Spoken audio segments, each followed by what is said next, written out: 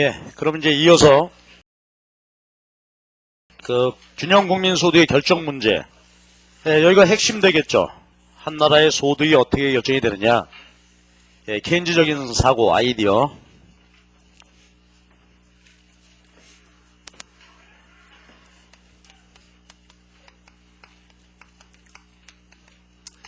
Y는 국민소득이고 Y2 해놓으면 이퀄리브리엄 균형입니다. 균형 국민소득 결정 문제. 요거 뭐 핵심 되겠죠 이게. 여기다 별표를 50만 개 쳐놔야 돼 이거. 자, 요거 노트 필기 잘 하고 그 개념을 정확히 챙기고. 그래서 요 균형 국민소득의 결정 문제는 한 세 가지 방법으로 볼 수 있겠어요. 유효수요 오리지널 이론에 따라서 하고, 그 다음에 그걸 그림으로 이해하고, 그 다음에 또 파생되는 또 하나의 다른 조건이 있고, 한 세 가지 측면으로 정확히 봐야 되겠습니다. 그러면 이제 유효수요, 뭐 총수요라는 말이죠. 총수요, 유효수요 같은 말이고요. 유효수요 이론 모형입니다. 근데 요거는 아까 우리가 그 소비 투자 문제를 갖다가 수리적으로 모형을 세워놨죠. 요거 수리적인 모형을 이용을 해서 정확하게 국민소득이 얼마다 이렇게 계산해낼 수가 있습니다. 자, 그럼 이 모형을 정확하게 잘 이해를 해야 되는데, 여러분 위에 한 서너 줄 띄워놓고 밑에부터 먼저 씁시다. 한 서너 줄 띄워놓고 밑에다가 쓰는데, 먼저 말이죠. 이거 얘기입니다. 그러니까 케인즈의 유효수요 이론을 한 수식으로 한번 표현해보자 이거야. 수식으로. 상황은 어떤 상황이죠 지금? 한 나라의 최대 생산 능력은 있단 말이에요. 지금 1000입니다. 1000. 근데 상황은 지금 어때? 부족하죠. 수요가 이거보다 안 팔려 지금. 상황은 이런 상태입니다. 공황 상태야. 경기 침체 상태.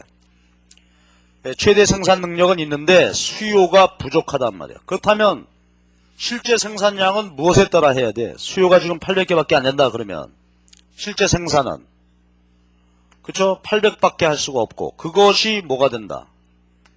국민소득이다 이거지. 그치?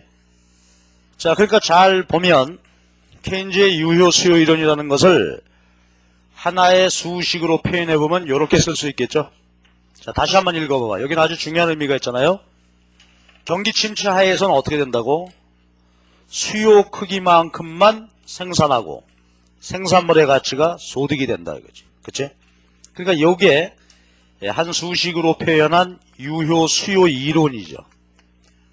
그리고 요거 다른 말로는 또 균형 조건이라는 말도 쓰고, 그러니까 균형 국민소득 도출을 위한 조건이다 이렇게 보면 되죠. 그리고 의미는 보면은 저거 같으니까 생산물 시장이 어떻게 됐다는 거예요? 지금 균형이란 얘기지. 수요량과 공급량이 같은 상태죠. 그래, 그러니까 요 케인즈의 유효 수요 이론을 한 식으로 이렇게 써놓고 보면은 여러 가지로 해석할 수 있겠다. 유효 수요 이론, 균형 국민소득 도출을 위한 균형 조건, 또 생산물 시장의 균형 조건, 균형 상태다라는 것을 의미한다 이거지. 자, 그럼 이제 계속 갑시다.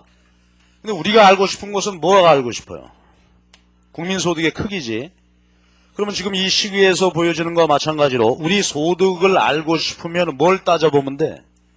수요의 크기가 얼마인지 계산해보면 되겠죠. 자, 그럼 이제 맨 위로 올라가서, 그러면 한 나라의 수요는, 유효 수요는 네 가지의 합이죠.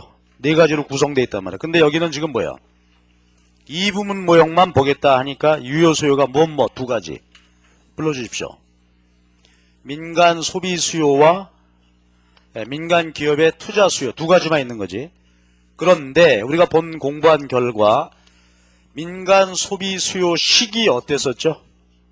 자, 손에서 말해봐봐. C equal A 플러스 B의 Y. 그치? 절대소득 가설이죠. 그래서 여기 여러 가지 얘기를 또 이제 계속 한번 좀 해봅시다. 복습. A가 뭐지? 기초소비. B는 MPC, 한계 소비 성향. 의미는 뭐죠? 이게 예를 들어서 0.8 그러면 의미는 소득 한 단위 증가할 때 0.8 소비한다. 나머지 0.2는 저축하고. 근데 케인즈 교수님 말씀하실 때 뭐라고 그랬다고? 이 값은 0보다는 크고 1보다는 작은 게 일반적이다. 그쵸? MPC고. 그 다음에 Y. 정확히는 YD죠? 근데 이 부분 모형이니까 지금 뭐야? 같은 것으로. 이게 절대소득가설입니다. 그 다음에 투자 수요 갑시다. 투자 수요. 단순 모형에서 투자 수요 함수. 투자는 어떻게 결정이 되어진다? 독립적으로 결정된다. 그죠? 독립투자. 이 말의 의미는 뭐라고? 기업은 이자나 국민소득 기타 등등보다도 뭐야? 직관적인 판단으로 투자를 결정한다 이거지. 그치? 자, 그래서요, 요 두 개의 특징을 보면은 탄력도 얘기 한번 해볼까? 자, 읽기. 요거 어떻게 읽는다고? 소비 수요 이자율 탄력도가 얼마다? 0이다. 투자 수의 이자율 탄력도도 0이다. 그리고 유발 투자가 뭐였죠? 소득 수준에 따라서 변하는 투자. 근데 우리 여기 모형에선, 단순 모형에서는 어떻게 하기로 했어? 유발 투자가 없는 것으로. 그죠? 자, 이런저런 이제 여러 가지 얘기가 있었어요. 그래서 복습을 했고, 그러면 이렇게 써놓으면 이게 뭐가 되겠어요? 이게 케인즈 이부문 모형이다 이거야. 그치? 케인즈 단순 모형 중에서도 이부문 모형이야. 수리 모형입니다. 자, 그러면 이제 우리가 모형을 이렇게 수리적으로 다 세워놨으니까 이 모형을 이용을 해서 국민소득을 도출할 수 있겠죠. 그 크기를 측정할 수 있습니다. 자, 여기입니다. 이 모형을 이용을 해서 이제 가는데 이게 균형 조건이란 말이야. 그럼 요걸 한번 생각해 보자고. 그러면 케인즈 논리에 따르면 유효수요 이론은 뭐다? 유효수요의 크기만큼 생산된다. 그치? 자, 이게 유효수요 이론이죠. 근데 생산물의 가치는 바로 뭐가 된다고? 소득이지. 자, 요식 다시 한번 봐줘. 케인즈 이론은 유효수요 크기만큼 생산된다. 생산물의 가치가 소득이다. 그러니까 결국은 유효수요가 국민소득의 크기를 결정한다 이거야. 그치? 식으로. 그런데 이 이부문 모형에서는 유효수요가 무엇과 무엇의 합인가? 읽기. 민간 소비수요 플러스 민간 투자수요. 그렇다면 결국은 어떻게 된다고? 요 두 가지 유효수요의 합이 바로 국민소득이 된다는 얘기죠. 자, 그럼 불러주십시오. 소비는 얼마야? A 플러스 B의 Y가 되고 투자 수요는 I0 독립투자죠. 이퀄 Y 된다 이거지. 그치? 그러니까 요게 총수요죠. 총수요의 크기만큼이 바로 국민소득의 크기가 된다 이거지. 자, 됐죠? 그럼 이어서 식만 정리하면 되겠네 이제. 그럼 여기가 이제 A 플러스 I0가 남고 여기 Y가 있으니까 빼기 B의 Y죠. 그 식을 다시 한번 정리해보면 I0 이퀄 1 마이너스 B의 Y가 되겠지? 그래서 이걸 Y로 정리해보면 Y 이퀄 요 곱하기니까 넘어가면 나누기 항이 되겠죠? B분의 1에 A 플러스 I0. 자, 그런데 지금 이 도출된 소득은 균형 조건을 만족하는 상황에서 도출된 소득식이니까 이게 바로 뭐가 되겠어요? 균형 소득이 되겠지. 그래서 이렇게 도출해 보면은 이 부문 모형으로부터 이렇게 균형 국민 소득식을 유도할 수 있다 이거예요. 재밌죠? 그러니까 이게 이제 한국은행 같은 데서도 모델을 세우고 모형하고 분석하는데 이런 논리대로 이제 쭉 가는 거예요. 물론 변수는 한 200개에 들어갑니다. 우리는 지금 변수 몇 개 들어갔어? 하나, 둘, 세 개밖에 안 들어갔다. 그렇죠? 뭐 많은 변수를 추가하는 거지만 기본은 요거다. 이거지. 기본은. 그러면 계산 문제 연습해야 되겠지. 거시경작에서도 이제 계산 문제가 나오는데 연습 문제 한번 합시다. 예를 들어서 말이야. 기초 소비가 100이고요. 독립 투자는 200이다가 하자고. 200. 그리고 우리 국민들의 전체 한계 소비 성향은 0.8 이라고 할 때 우리나라 균형소득은 얼마일까요? 암산.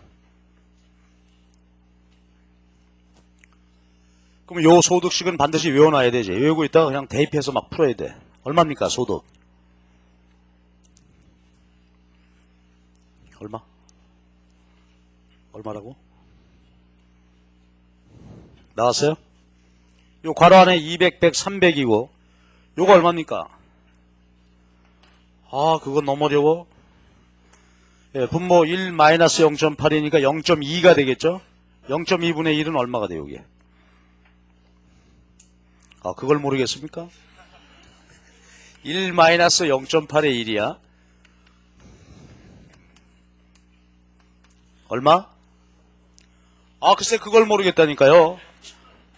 그럼 10 곱할까? 2에 10이에요.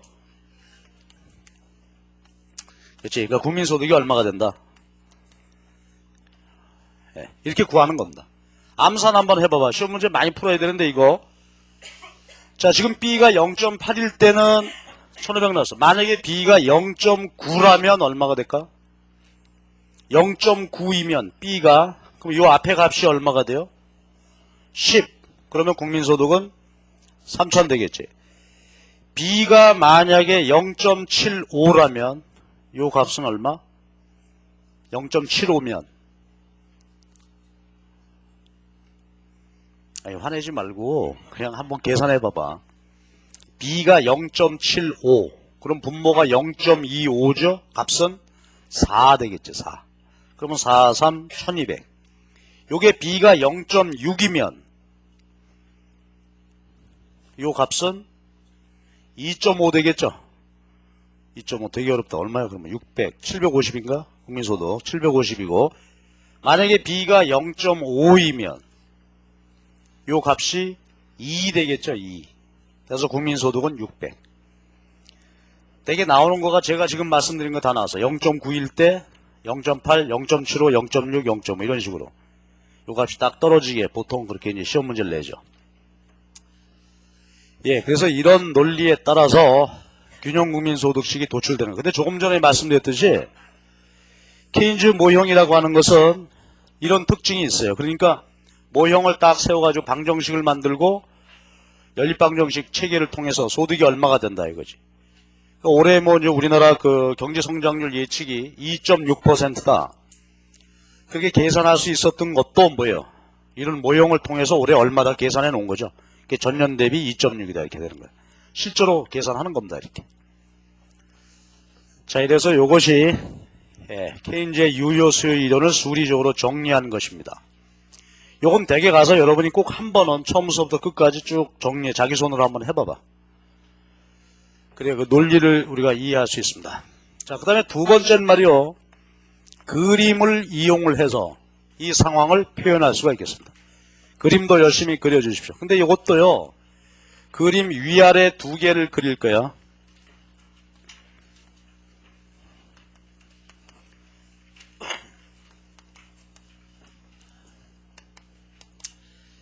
자, 그럼 먼저 위에 그림부터 그리시죠. 위에 그림은 이게 아주 국민소득 것이 분석에 있어서 가장 중요한 그림인데요. 수평축의 생산과 소득을 나타내고 수직축의 총수요 크기를 나타내기로 합니다. 자, 그리고 이제 이 그림에다가 지금 우리가 아까 저기서 본 유효수요 모형을 그림으로 그릴 거예요. 여기다 표현할 건데 그 전에 보조선 하나를 생각해 봐야 돼. 보조선. 예, 45도 보조선입니다. 그러면 다시 한번 얘기해 보자고. 45도 선의 의미는 뭐지? 어떤 XY 평면에 45도 선을 그려 놓으면 45도 선상에서는 어떤 특징입니까? XY축 선분 길이가 같죠? 그러니까 여기서는 뭐가 되는 거야? 수요량과 공급량이 같아지겠죠, 선상에서는. 그치? 그럼 요거는 뭘 얘기해? 그렇다면 의미가 뭐겠어요? 생산물 시장이 균형이라는 걸 말하지. 자, 그러니까 요 45도 보조선은 뭘 말하냐면 이게 바로 균형 조건이 된다 이거지. 균형 조건을 그림으로 표현한 거야. 즉 무슨 소리일까? 예, 한 나라의 균형 국민 소득은 요 45도 선상 어디에선가 결정이 될 거다 이거지. 그치? 자, 그러면 이제 수요를 하나씩 그려 넣읍시다. 먼저 투자 수요부터 그림 그려볼까요? 투자 수요 선 ID 이꼴 I0 국민소득하고 관계가 없어요. 그림 그려보면 어떤 모양이지? 수평선입니다. 예를 들어서 I0 이거 100이라고 할까? 100 그냥? 아니다. 아까 우리 요 예대로 그냥 해봅시다. 요 예대로 I0가 지금 200이야. 아이씨 좋지 않다 이거. 바꿔. 100이고 이걸 200이라고 합시다. 어차피 합쳐서 300이니까. 자 100입니다. 그 다음에 소비수요선을 그림 그리죠. 소비수요선은 어떻게 되지? 절편이 A, 기울기가 B. 그치? 근데 지금 A가 얼마라고요? 우리 예에서 200. 그리고 B. 그러니까 A 플러스 B의 Y. 즉 소비죠. 이건 소비수요선이야. 총수요는 요거 두 개 더한 게 총수요죠. 여기 봐봐. 요게 지금 수식으로 보면은 이게 총수요죠. A 플러스 B, Y에다가 I0 더한 거. 이게 총수요란 말이야. 그럼 뭐 요거 계산할 필요는 없지만은 식을 한 번만 제대로 한번 구해본다면. 그럼 요거 정리해보면 어떻게 됩니까? A 플러스 I0 플러스 BY가 되겠지? 이게 총수요선 식이 되겠죠. 총수요식. 그러니까 요게 뭐가 돼? 그림 그리면 절편이 되고 요거 기울기죠. 그래서 총수요를 그려보면 요 절편은 두 개 더 해야 되겠지. A 플러스 I0 즉 300이 되고 기울기는 요거하고 똑같죠. B. 그래서 이것이 전체 총수요. A 플러스 I0 플러스 B의 Y가 되는 총수요선이 이렇게 나오겠습니다. 자, 그럼 이제 결론은 뭐야? 그림으로 보면 어디서 균형소득이 결정이 된다고? 여기죠. 이게 지금 총수요의 크기로 나온 건데 요것과 총공급이 같아지는 점은 보조선과의 교차점이죠. 45도 교차점. 왜 그런가 한번 해석해 주세요. 자, 잘 봐봐. 여기서 여기 수평거리는 뭐가 돼? 총공급이 이거 되고 여기서 여기 수직거리는 총수요죠. 근데 45도 선이니까 요 길이와 요 길이가 서로 같아서 요 점에서 균형이 된단 말이에요. 그리고 여기가 균형소득이 결정이 된다.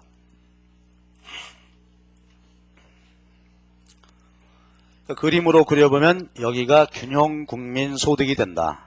균형 상태에서 도출됐으니까. 그래서 그림도 여러분들이 신경 써서 제대로 그려주시기 바랍니다. 자, 이래서 이제 유효 수요 상황을 위 그림에다가 이렇게 표현해서 이제 봤고 마지막으로 볼 것입니다. 자, 이제 마지막 보는 것은 주입 누출 모형이라는 것이 있습니다. 그러니까 요거는 케인즈의 유효 수요 이론을 또 다른 측면에서 변화는 시켜보면은 다른 균형 조건 하나를 더 유도해낼 수 있겠습니다. 자, 그 과정을 한번 봅시다. 저 식을 다시 한번 써봅시다. 유효 수요 C 플러스 ID죠. 요거만큼 생산된단 말이에요. 생산물의 가치가 소득이다. 자, 아까 우리가 봤던 거 여기까지 이제 써놨어. 다시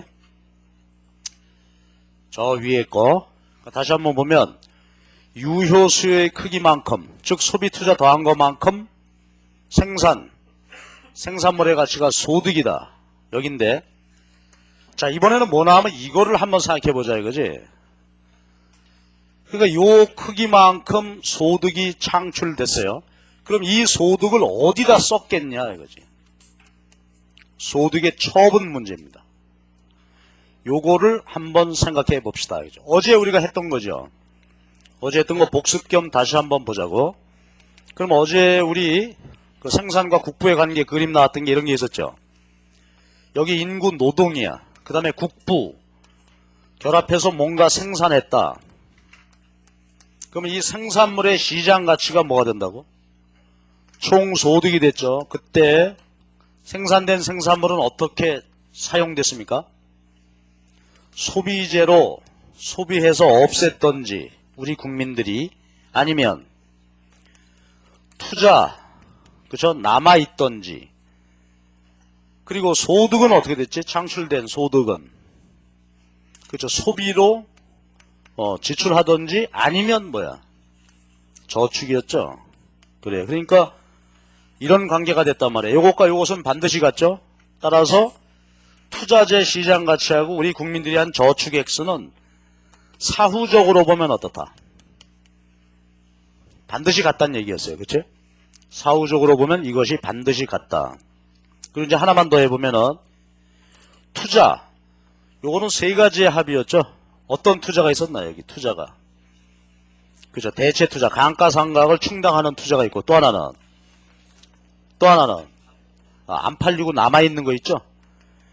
재고 투자가 있단 말이에요. 자, 그럼 요걸 이제 염두에 두고 한번 보자고. 그러면 유효 수요 크기만큼 소득이 창출됐는데 이 소득은 어떻게 처분됩니까? 소득은 소비하든지 아니면 저축하든지, 그치? 그래서요, 소비하든지 아니면 저축하는 데 쓴다. 근데 균형이라면 이 크기가 반드시 이퀄 되겠죠? 자, 요게 이제 하나의 아이디어다 이거지. 자, 그럼 봅시다.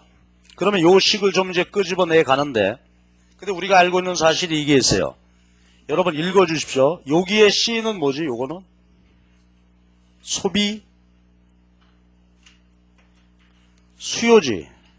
요건 소비 수요고, 요거는 소비 지출이죠. 자, 다시 유효 수요니까 요건 뭐라고? 소비 수요고, 요거는 소비 지출이야. 이 크기는 항상 어떻다고? 같다고 가정하기로 했죠. 우리가 소비 수요 함수에서. 소비 수요는 소비 지출입니다. 맞줄임해. 그러면 요 조건으로부터 같아야 한다. 이 조건으로부터 맞추림 됐으니까 뭐만 남았죠? 투자 수요 이퀄 뭐? 저축. 그러니까 유효 수요 이론의 균형 조건으로부터 다른 하나의 새로운 균형 조건이 나왔죠. 요걸 우리는 주입, 누출, 모형이라고 한단 말이지. 주입, 누출. 그러니까 저 식의 전개 과정을 잘 봐봐. 익혀둬야 되는데, 유효 수요 그 균형 조건으로부터 소득의 처분을 고려해서 식을 하나 새로 유도해냈다 이거지. 자, 그럼 여기서 이제 용어 정리해야 되겠습니다. 주입, 누출, 낱말의 뜻을 정리해야 되겠는데, 어디 적당한데 그 옆에 한번 써놔보세요. 주입, 낱말의 뜻입니다. 주입은 유효 수요를 늘려서 국민소득을 늘리는 역할을 하는 변수입니다. 주입. 유효 수요 증대, 국민소득 증대 요인이고, 그렇다면 여러분 누출은 뭘까? 반대로 한번 여러분이 말해봐봐. 누출은 유효 수요를 줄여서 국민소득을 줄이는 변수입니다. 여러분 큰 소리로 한번 말해봐봐. 주입은 뭐요? 유효 수요 증대, 국민소득 증대 변수. 누출은 유효 수요 감소, 국민소득 감소시키는 변수입니다. 그럼 여러분 두 개 중에서 주입과 누출을 판별해봐봐. 요거 투자죠. 요거 저축인데 어느 게 주입되는 변수인가? 주입은 투자죠. 민간 투자 수요, 수요를 구성하는 거니까 요거 주입이고, 저축이 누출이란 말이야. 그럼 여러분 말해봐. 왜 저축이 누출이 되나요? 왜? 우리 엄마가 아버지 보너스 100만원 타왔는데 50만원 저축하셨어. 왜 누출이야? 아, 우리 엄마 나 50만원 주면 내가 잘 쓰고 돌아다닐 텐데, 그쵸? 예, 저축하게 되면 그만큼 소비가 줄어드는 셈입니다. 그치? 그래서 저축이 누출이고, 투자 수요는 주입이 되겠습니다. 그쵸? 자, 요것만 이해하시면 되겠어요. 자, 그러면 이제 한 가지 더 계속 가보자고. 그럼 이제 두 가지인데요. 요건 쓰지 마세요. 쓰지 말고 그냥 봐봐. 그럼 요게 이 모형의 균형 조건이 나왔으니까 대입해서 풀어보면 또 역시 이것으로부터 균형소득을 유도해낼 수 있겠죠. 쓰지 마. 나 혼자만 할게 그냥. 그러면 ID, 투자는 I0고 저축은 아까 우리가 계산해낸 게 있죠. 마이너스 A 플러스 1 마이너스 B의 Y가 된단 말이에요. 그럼 요것도 식이 나왔으니까 Y로 정리해보면 역시 뭐 똑같은 균형국민소득식이 나오겠지 이렇게. 네, 그래서 여기다 대입해서 풀어보면은 마찬가지의 균형소득식을 얻을 수 있겠습니다. 대입해서 풀면. 그래서 요것으로부터 똑같이 뭐 소득식을 구할 수 있겠고요. 그 다음에 이것의 의미를 한번 생겨봐야 되는데 조금 한번 생각해 봅시다. 여러분 아까 이 관계로 봐봐봐. 요 관계에서 우리가 본 게 있는데요. 요것의 의미는 뭘까 생각해보면 투자 수요 이퀄 저축인데 아까 보니까 사후적으로 보면 우리 국민들의 저축 액수하고 요거 투자 지출액이죠. 실제로 이루어진 투자 지출액은 반드시 어떻다고? 같단 말이에요. 그러니까 요 조건은 달리 써보면 어떻게 되는 거야? 그치? 주입, 누출, 균형 조건이라고 하는 것은 다시 보면 사후적으로 볼 때 저축하고 투자 지출액은 반드시 같으므로 이거지. 그러니까 결국은 의미가 뭐가 돼? 어떨 때가 우리 거시경제가 균형이다. 투자 수요와 투자 지출이 같을 때가 균형이다. 자, 그러니까 뭐야? 사전적 투자와 사후적 투자가 서로 같아질 때가 균형이다. 즉 의미는 뭐야? 기업들이 의도한 대로 투자가 이루어질 때 그때가 균형이다 이거지. 그치? 예. 그래서요. 우리가 이제 균형 국민소득 도출에 대해서 쭉 얘기가 됐습니다. 그럼 여기까지 한 걸 가지고 아까 저 그림은 완성하고 지나갑시다. 아까 여기 요건 이제 유효 수요를 그린 거고 요 밑에는 주입 누출을 그림으로 한번 표현해 봐야 되겠어요. 그래서 여기다가는 저축인데 우선 우리 알다시피 투자 수요는 어때요? 예, 독립 투자만 있으니까 수평선이죠. 아까 우리 예를 들면 100입니다. 100. 그리고 저축선 그려야지. 근데 지금 보니까 어떨 때가 균형이 된다고? 투자하고 저축이 같을 때가 균형이죠. 근데 저축선은 아까 모양이 그치? 마이너스 절편 A가 되고 기울기가 1 마이너스 B가 되는 그런 저축 구해놓은 게 있었죠? 여기가 균형이다 이거지. 위아래 그림을 좀 잘 봐봐. 그러니까 위에는 유효 수요일은 그대로 이제 그림으로 표현한 것이고 밑에는 그것으로부터 도출되어진 또 하나의 균형 조건이죠. 주입 누출. 주입과 누출이 같을 때가 균형이다. 그때 소득이 균형 소득이다 이거지. 아까 보면 이제 이게 도출해 봤더니 이게 1500이다 이런 얘기였어요. 그쵸? 아까 우리 계산 연습에서 B가 0.8일 때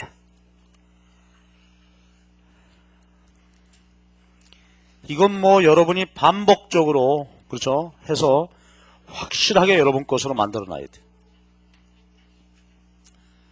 자, 그럼 이제 마지막 볼 게 있습니다. 이렇게 해서 균형소득이 도출되니까 쭉 이해했는데 마지막 볼 것이 또 중요한 주제가 하나가 남았어. 뭐냐면 한번 봐봐. 지금 현재 상태 아까 우리 예에서 본 것처럼 기초소비 200, 독립투자 100, 한계소비 성향 0.8이라면 균형소득은 1500이야. 자, 그럼 이것의 이제 의미를 봅시다. 그러면 저런 상황에서 우리나라 국민소득이 항상 1500이 딱딱 된다는 뜻은 아니다 이거예요. 이거보다 실제 소득은 이렇게 많을 수도 있고요. 실제 소득은 이렇게 적을 수도 있다 이거지. 그러니까 아까와 같은 예, 기초소비 200, 독립투자 100, 한계소비성 0.8일 때 소득이 예를 들어서 1600, 1400이 될 수도 있다 이거예요. 균형소득은 1500이지만 그러나 여기 한번 봐주세요. 그러나 실제 소득이 균형 소득과 다를 때 그럼 어떻게 될 거냐? 시간이 지나면 당연히 어떻게 될까 이게? 이쪽으로 수렴해 가게 됩니다. 조정 과정을 통해서 균형 소득으로 가게 돼 있어요. 그러니까 여러분 균형 국민 소득의 의미는 우리가 뭐라고 이해하면 좋을까? 실제로 딱딱 실제 소득이 균형 소득이 된다는 뜻이 아니라 이건 뭐예요? 수렴점이다 이거지. 수렴. 균형 소득의 의미는 실제 소득은 다를 수도 있지만 요게 요 상태가 계속 유지된다면 실제 소득이 이 소득 수준으로 수렴해 가게 된다. 자, 그러면 이제 우리는 마지막으로 그 문제를 살펴봐야 되겠죠? 조정 과정입니다. 실제 소득이 균형 국민 소득과 다를 때 어떻게 될 것인가 하는 문제. 마지막 남은 아주 중요한 주제가 되겠습니다. 자, 그러면 여기 한번 볼까요?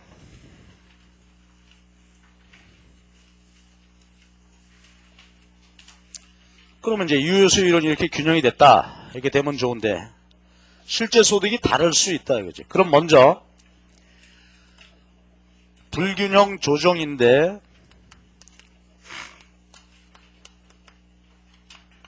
이런 경우부터 먼저 봅시다. Y1일 때 지금 현재 실제 소득이 Y2가 아니라 Y1이다. 근데 Y1은 지금 어떤 상태라고? 균형 소득보다는 많다 이거지. 균형 소득보다는 많은 상태입니다.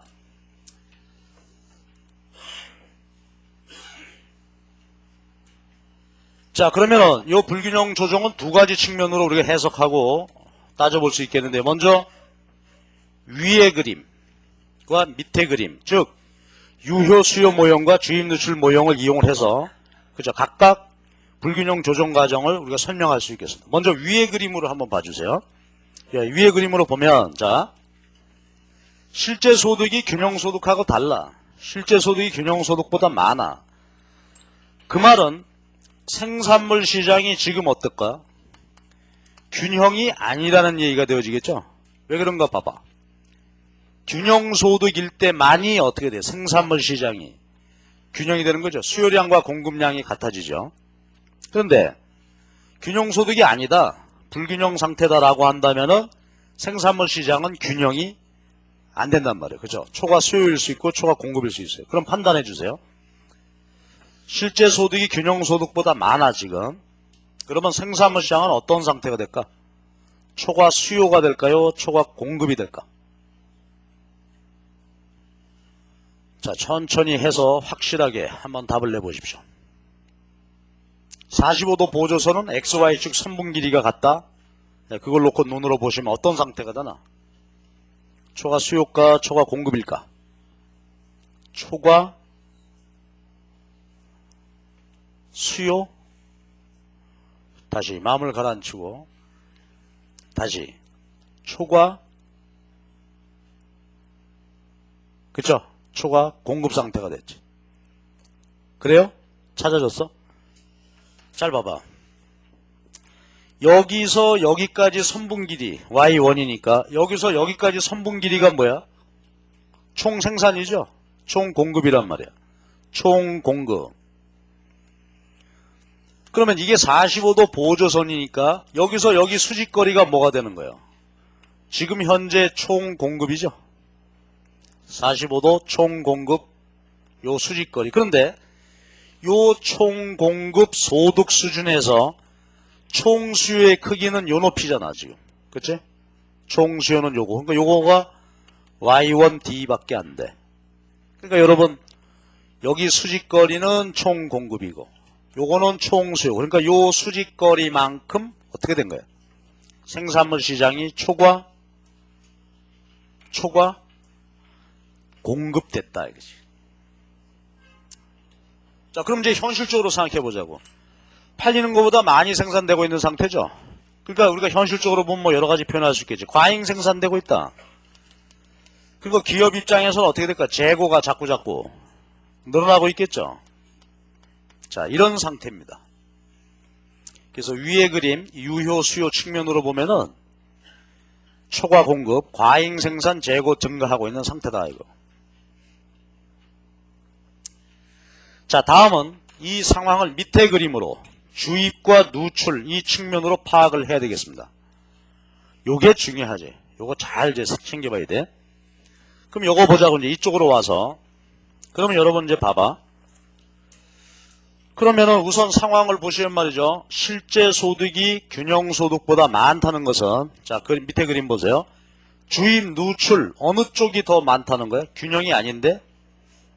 자, 여러분 표현해 봐봐. 뭐가 많아? 주입, 누출 중. 예? 누출이 많죠. 지금 여기가 소득이란 말이야. 요 높이 얘는 주입이죠. 유효 수요 증대, 국민소득 증대 요인이고 얘는 누출, 저축은 소비를 줄여. 그래서 얘는 누출이 된단 말이야. 근데 지금 이 상태에서는 주입보다 누출이 더 많죠. 그래서 주입보다 누출이 많다. 그러니까 이게 같질 않고 이게 더 커. 자, 그럼 아까 얘기대로 갑시다. 그러면 이 말은 저축의 크기가 사후적으로 볼 때 투자 지출의 크기하고 서로 같아지는 거니까 그 말은 결국 뭐가 돼요? 투자 수요하고 투자 지출하고 따질 때 어느 게 많다? 투자 지출이 더 많다. 그러면 이 상황을 우리가 어떻게 인식할 거냐 하는 겁니다. 자, 그러면 어제 했던 대로 잘 갑시다. 여러분, 투자는 세 가지의 합이었죠. 그럼 먼저 이쪽으로 보자고. 투자 수요. 투자 수요는 무엇입니까? 대체 투자 수요. 그 다음에가 신투자 수요. 그 다음에는 재고 투자 수요가 되겠죠. 이쪽은 뭐라고 말할까? 투자는 어차피 세 개의 합이니까 요거는 지출이죠. 실제로 이루어진 거니까 요거는 대체 투자 지출, 실제로 이루어진 대체 투자고 또 신투자 지출이고 요거는 뭐겠어요? 실제 재고가 되겠지. 그치? 자, 잘 봐봐. 투자는 세 가지의 합인데 요거는 계획한 것들이고 요거는 실제로 실현된 것들이다 이거야. 그치? 자, 그런데 우리 경제 분석에 있어서는 자, 이렇게 가정합시다. 대체 투자 수요하고 대체 투자 지출의 크기는 서로 같은 것으로 신투자 수요와 신투자 지출도 서로 같은 것으로 가정하자 이거지. 네, 그럼 왜 그러냐? 요거 우리가 어제 실물 투자라고 그랬죠? 실물 투자는 대개 어떻게 한다고? 계획한 대로 이루어진다 이거야. 대개 이제 기업들이라고 하는 거 연초에 투자 계획을 쭉 세우겠죠. 그러면 그대로 이루어지는 게 일반적이야. 뭐 요즘처럼 하려고 그러는데 회장이 잡혀갔다더라. 뭐 어떤 분은 또 별세 때 세상을 떠났다더라. 뭐 이러면 모르지만 그치? 그런 난리가 없다면은 대개 같은 것으로 보자 이거야. 가정입니다. 그러면 봐봐. 이거 맞추림 됐죠? 서로 같지. 이거 맞추림 돼서 없어졌겠지. 자, 그러면 다시 점검해 보자고. 주입 누출이 같지 않다. 그 말은 투자 수요와 투자 지출이 같지 않다. 그 말은 핵심이 어디가 있다는 거야, 결국은 이제. 이게 같지 않다는 거지. 재고 수요와 재고, 실제 재고가 다르다 이거야. 그럼 의미를 조금 더 붙여보자고. 그러면 이거 재고, 요거는 뭐죠? 실현된 재고니까. 요건 실제 재고다 이래 보면 되겠지. 실제 창고에 쌓여 있는 거야. 요거는 재고 수요니까 뭐라고 이름 붙여줄까?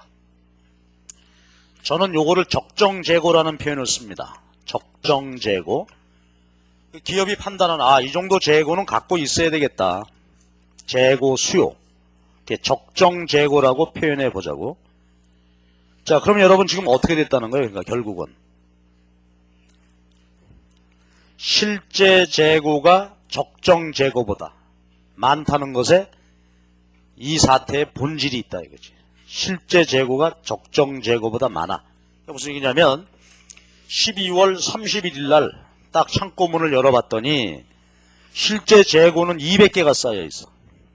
근데 자기가 재고는 내가 한 100개는 가지고 있어야 되겠다. 이런 상태다 이거지. 자, 그럼 처음부터 다시. 실제 소득이 균형부 소득보다 많다는 것은 뭐라고요? 이쪽으로 보면 누출이 많다. 그 말은 투자 수요보다 투자 지출이 많다. 그 말은 적정 재고보다 실제 재고가 많다 이거야. 그러면 기업 입장에선 자 이제 이렇게 가지고 정리합시다. 그러면 기업 입장에선 재고가 어떻게 된 거예요? 자기 생각했던 것보다. 아까 과잉 생산 재고 증가했던 얘기 그 얘기죠. 예? 재고가 증가했어.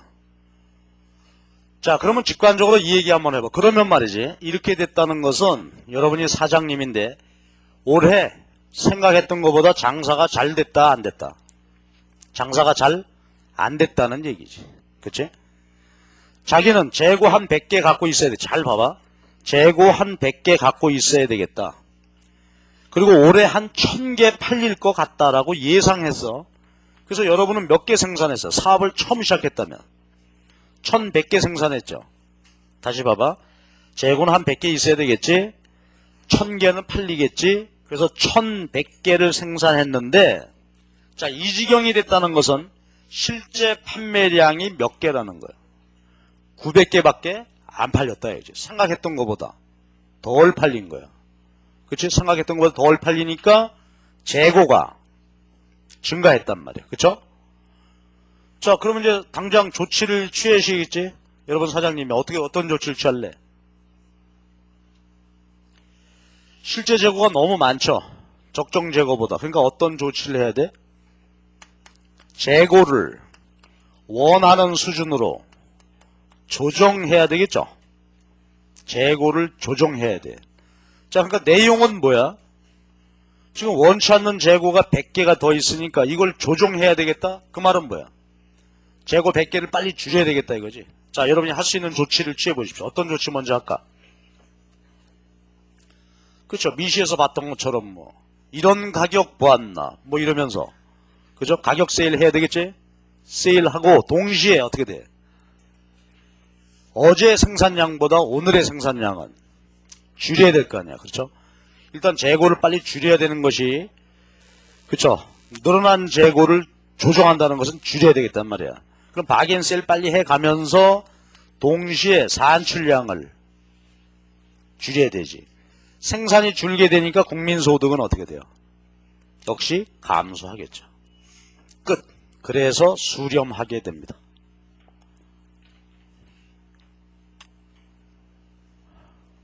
그렇죠?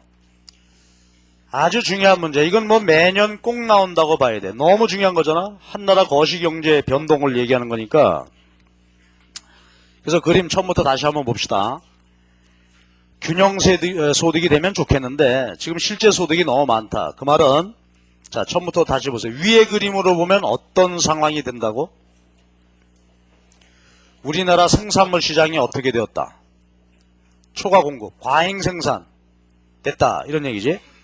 밑에 그림으로 보면 다시 한번 봅시다. 밑에 그림으로 보면 누출이 많다. 그 말은 투자 수요보다 투자 지출, 즉 계획한 투자보다 실현된 투자가 많다.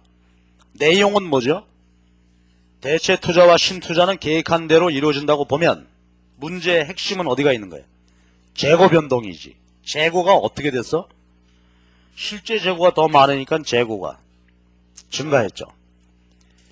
재고 조정에 돌입해야지. 그렇죠? 그래서 균형소득으로 수렴해 가게 된다 이거지. 그렇죠?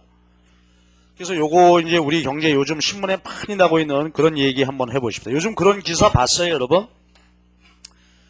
우리 경기가 지난 3, 4분기에 바닥을 지난 것 같다. 그런 기사 봤습니까?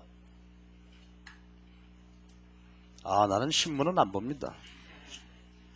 신문 보셔야 돼. 이제부터 신문 보자고 내가 얘기한 것 같은데 신문을 좀 보시기 바랍니다. 경제면 봐. 정치면 보지 말고. 정치면을 보면 그거 아주 애들 교육에도 안 좋고 아주 그거 경제면을 보시죠. 또 그렇게 경제면 안 보고 맨 연예인만 보지. 그렇죠? 이승엽이는 어떻게 되는 거야? 맨 그것만 따지고 있다고. 이승엽이 왜 신경 써? 이런 거나 보자고. 자, 신문 보면 말이죠. 지난 3, 4분기에 경기가 바닥을 지났다는 표현이 나온다고. 그게 뭘 얘기하겠나 한번 봐봐. 근데 일단 느낌으로는 어때요? 경기가 바닥에 갔다. 그러면 더 이상 바닥이니까 더 이상 하락하진 않겠죠. 그 다음부터 가능성은 뭐예요? 이제 바닥에 도달했으니까 그 다음부터는 좋아질 기미가 있다는 거지. 바로 그 얘기. 그럼 바닥을 친다는 것이 뭘까? 참 많이 쓰는 용어니까 한번 봅시다. 지금 이 상황이에요. 이 상황입니다. 그러면 이 상황이라고 하는 것은 조금 전에 봤듯이 초과 공급이다. 그렇죠? 누출이 많다. 투자 지출이 많다. 재고가 증가한 상황이지. 재고 증가했으니까 재고를 어떻게 돼야 돼? 조정하기 위해서 기업들은 일제히 어떤 조치를 취하는 거야? 생산을 줄이겠죠. 이거야. 그러니까 지금 우리 경제가 이제 이런 상태였다고 한다면 이때는 불균형 상태니까 재고가 증가해가지고 재고 조정, 그래서 생산이 쭉 줄어들게 될 거란 말이에요. 그렇죠? 생산이 쭉 줄어들게 되면은 생산 감소하니까 우선 어떻게 될까? 공장 가동률이 떨어지겠죠. 휴업하는 공장이 나오겠죠. 따라서 근로자들 해고되지. 그래서 국민소득이 쭉 감소해. 어느 때까지 감소하겠습니까? 재고 조정이 끝날 때까지. 그렇죠. 아까 우리 예를 들어보면 어떻게 되는 거야? 적정 재고는 100개죠. 계획한 재고. 근데 실제 재고가 200개야. 그러면 어느가 재고 조정이 끝나는 거예요? 실제 재고가 200개 있던 놈이 쭉 줄어가지고 실제 재고가 다시 어떻게 될 때? 100개가 될 때가 재고 조정이 끝나는 거예요. 그러면 재고 조정이 끝날 때까지는 계속해서 어떻게 돼? 생산량이 줄어들겠지. 그러니까 이게 이제 표현을 여러 군데서 쓴단 말이에요. 재고 조정이 끝났는가? 경기는 바닥을 쳤는가? 바닥을 쳤다, 바닥을 때렸다, 이제 뭐 이런 얘기란 말이지. 그럼 일단 이제 그 난리가 난 건 난 상황이죠. 그죠? 경기가 안 좋아지는 건데, 그 경기가 안 좋아질 때, 즉 이런 상태로부터 쭉 갈 때는 온 국민이 바라는 게 뭐예요? 그러면 어차피 경기 후퇴되는 건 사실이니까 빨리 어떻게 돼? 빨리 재고 조정이 끝나고 빨리 바닥에 도달했으면 좋겠죠. 그러면 그 다음서부터는 어떻게 되는 거예요? 미래를 기약할 수 있게 되잖아. 근데 지금 이제 희망적인 관측은 지난 3, 4분기에 우리 경기가 바닥을 친 것 같다, 이거. 그죠? 경기가 바닥을 친 것 같다. 근데 일부 또 민간 연구소에서는 무슨 바닥이냐, 아직 끝을 모르고 있다, 이런 말도 나오고.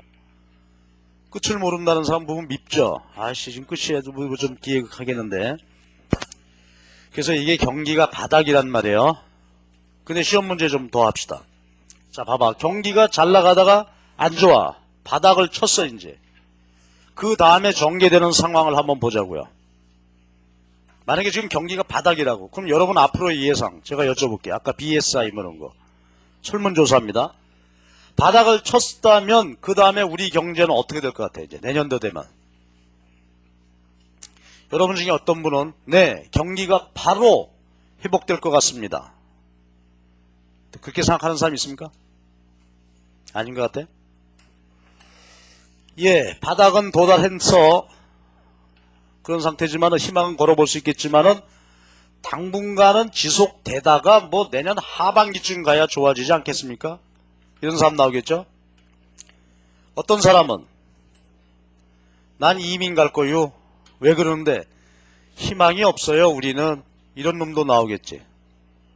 자, 봐. 경기가 즉시 회복된다. 경기 회복. 요걸 우리가 V자형 회복이다 그러죠. 이거 신문에 많이 봤지? V자형 회복이고 당분간 계속 되다가 회복되는 거. 이런 걸 뭐라 그래요? U자형 회복이다. U자형. 이거는 뭐야? 이게 두렵다. 이런 우려도 상당히 높다. 뭐 이런 기사가 나온다. 이거 무슨 글자야, 이거? L자형이다. 그죠? L자형. 그래서 V자형 회복, U자형 회복, L자형. 그래서요, 경기가 바닥을 쳤다 하는 것이 저런 상황의 얘기입니다. 그러니까 실질적으로 저렇게 이제 현실 보면은 재밌게 이해할 수 있지. 근데 여러분 보시기에 저 세 가지 경기 회복 패턴, V자형이냐, U자형이냐, L자형이냐, 저 중에서 제일 바람직한 게 어떤 형인 것 같아? V? 농구공 튀기듯이 그냥 바로 반발했으면 좋겠어요? L자형이 좋아요. 그런 사람은 없겠지. 예, 보통 말할 때 U자형, 이게 바람직하고 건실한 경기 회복이다, 이게. 왜 그러겠어요? U자형, 바닥에 기는 동안 어떻게 하라고? 그게 바로 구조조정이죠. 뭐 재벌개혁이다, 금융산업 개편이다, 이런 한국 경제 문제점을 좀 해결을 하고 그러고 가는 게 좋다. V자형 회복은 안 좋습니다. 그냥 뭐 지금 우리 경제 많은 문제점이 나왔잖아요. 지금 정경유착 돼가지고 이런 엄청난 문제가 남겼잖아. 근데 지금 이 상태에서 그냥 경기가 좋아지면 또 어떻게 사람들이 또 그냥 잊혀 지나간다고. 그거보다는 구조적인 문제 해결할 건 해결하고, 우리가 흔히 속담해둔 말이요. 엎어진 김에 쉬어간다는 말 있죠. 넘어진 김에 운동화 건 다시 메고 뭐 좀 잘 정리를 한 다음에 가야 돼. 그래서 보통 한 6개월, 우리 같은 구조적인 문제가 있으면 한 1년 동안 참자고 얘기를 해야 돼. 한 1년 동안 참고 1년 동안 어떻게 하자고. 노동개혁하고 금융개혁하고 재벌개혁하고 그런 걸 통해서 이제 건실하게 회복을 하자. 근데 우리 사람들 급해서 그거 안 기다리죠. 1년 참읍시다 그러면 어떻게 돼? 하야해라 그러겠죠. 보통 급한 사람들이 아니란 말이야. 우리는 바로 튀어야 돼 그냥. 그렇긴 하지만 U자형 회복이 좋다. 이건 뭐 일상에 나오는 얘기니까 말이죠. 이 얘기 한번 했고. 그래서 보통 시험 문제 출제 대상이 되는 것은 보통 이 상황을 놓고 물어봐. 이게 현실에 가까운 상황이니까. 근데 재작년에 우리 7급 시험에서 이 상태를 놓고 물어봤어. 그러니까 또 이건 열심히 공부한 친구들이 말이죠. 이거 해놓으면 또 헷갈리더라고. 근데 그럴 것도 없잖아. 그렇지? 반대로 제가 여러분에게 시간도 다 됐고 해서 숙제 드리겠습니다. 숙제. 그러니까 Y2일 때, 이건 뭐 반대로 그대로 써보면서 하면 되겠죠. 그래서 Y2일 때는 어떤 조정 과정을 통해서 갈 것인지, 이 문제에 대해서 한번 정확하게 생각을 해 보시기 바랍니다. 오늘 진도는 여기까지 하겠는데요. 제가 잔소리 좀 아주 심각하게 하겠습니다. 여러분, 오늘 거시경제 분석의 주춧돌은 놨죠? 고전학파 쪽에 국민소득 결정 이론하고, 케인즈가 보는 유효 수요 이론이라는 것의 핵심은 다 봤습니다. 기본은 이거예요. 이제 여기다가 차곡차곡 이제 벽돌을 쌓아서 AD, AS 모형까지 가야 되는데 아주 면밀하게 좀 복습을 잘 해주시기 바랍니다. 그치? 재미있단 말이에요. 요거 조금만 하고 신문 보더라도 이제 신문을 좀 재밌게 많이 볼 수 있을 거예요. 그래서 여러분 복습을 잘 해서 다음 주에 뵙도록 하겠습니다. 오늘도 고생들 많이 하셨어요. 수고했습니다.